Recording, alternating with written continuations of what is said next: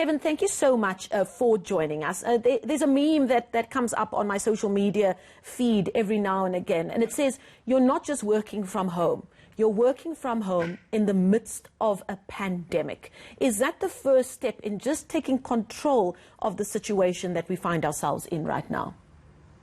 Well, good evening to everyone watching. Thank you for the opportunity as well.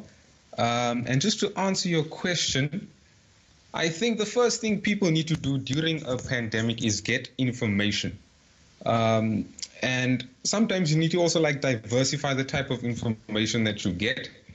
Because if you look at the news, the many different channels, they kind of play it's the same tune going around, because that's going to be the highlighted news at the moment, right? So I think it will be good for people then just to diversify the type of information they are getting. Because what people need to realize is this, and this is the information, this is our message to everyone listening, is that you are made for such a time as this. So you don't have to be all doom and gloom about it. All you have to do is think. Think your way out of the current situation that you find yourself in, and you can do that by getting relevant information, information that actually empowers you, information that says that you are the solution to the current situations or the current problems happening in our nation and even the world. So that's my answer. Yes, now you make it sound so simple, but if you think about the amount of information out there, the amount of information just that our channel puts out there around what people need to know, verified information that they need to know during this time, it can be very, very overwhelming. What would your advice be to people about deciding how and when they take in information and what to internalize and what not to internalize? Well, to answer your question there, I think it then depends what people are after. Because whatever you seek, that's what you will find. So if you go around seeking news on COVID-19, that's what you'll find. If you go around seeking news on, difficult situations, failed businesses, etc., that's what you'll find. But if you also decide for yourself that you want something better, that you want a paradise beyond the current circumstances, and you seek that, that's what you'll find.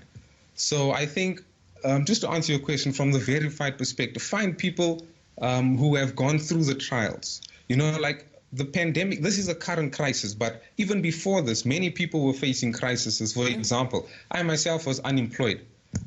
So my unemployment came before the virus, before the COVID-19 hit, but I was still unemployed. And I was a person who had 2 degrees. I couldn't find a job. I had a house. I had a wife to take care of.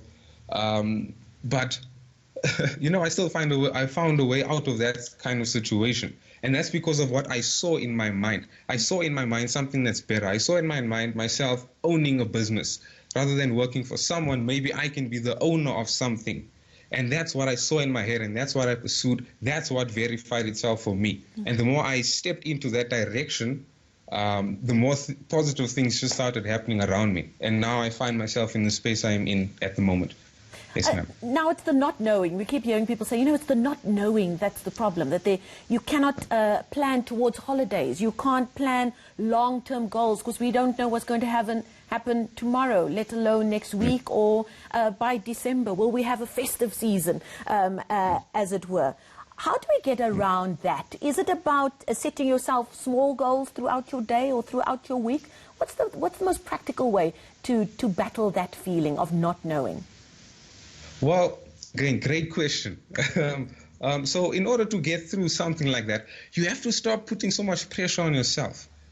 Stop wondering about what might happen. We don't know when the lockdown is going to end. We don't know when the different stages are going to be implemented. So why worry about that? Why not focus your energy on something that you do have control over? For example, start an online business. Or become essential. This is what happened to a friend of mine. We started a business during this time. And now we're actually starting a new movement, which is called Get Up and Do Something.